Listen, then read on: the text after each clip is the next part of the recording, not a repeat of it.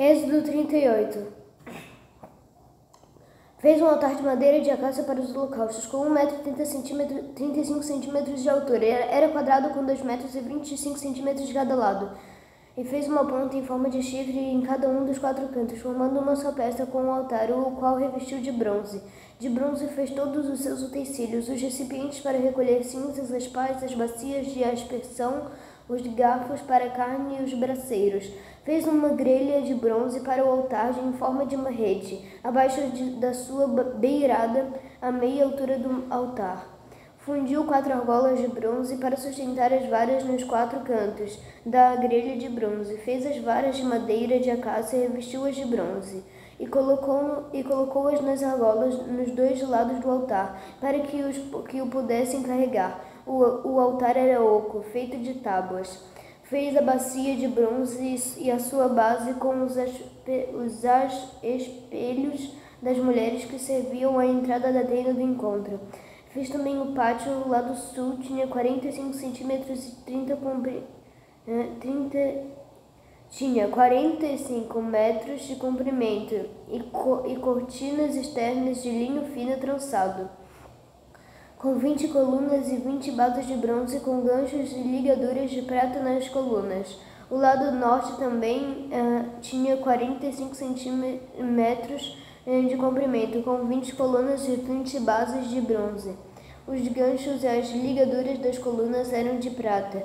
O lado ocidental, com suas cortinas externas, tinha 22,5 metros de largura, com 10 colunas, 10 bases, com ganchos e ligaduras de prata nas colunas. O lado oriental que dá para o nascente também tinha 22,5 metros de largura. Havia cortinas de 6,75 metros de comprimento num dos lados da entrada, com 3 colunas e 3 bases, e cortinas de 6,75 metros de comprimento no outro lado da entrada do pátio, também com 3 colunas e 3 bases. Todas as cortinas ao redor do pátio eram feitas de linho fino trançado. As bases das colunas eram de bronze. Os ganchos e as ligaduras das colunas eram de prata, e o topo das colunas também eram revestidos de prata, de modo que todas as colunas do pátio tinham ligaduras de prata. Na entrada do pátio havia uma cortina de linho fino trançado e de fios de tecido azul, roxo e vermelho. Obra de bordador.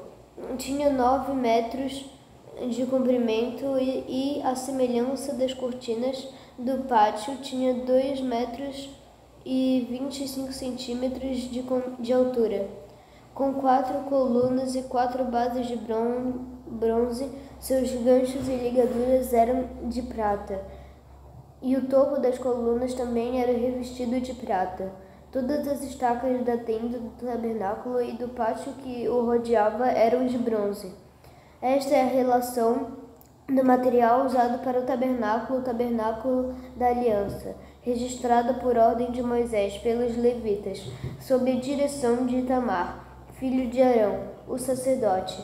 Bazalel, filho de Uri, neto de Ur, da tribo de Judá, fez tudo o que o Senhor tinha ordenado a Moisés. Com ele estava Oliabe, filho de Aizamaque, da tribo de Dan, artesão e projetista, e também bordador em linho fino e de fios de tecido azul, roxo e vermelho.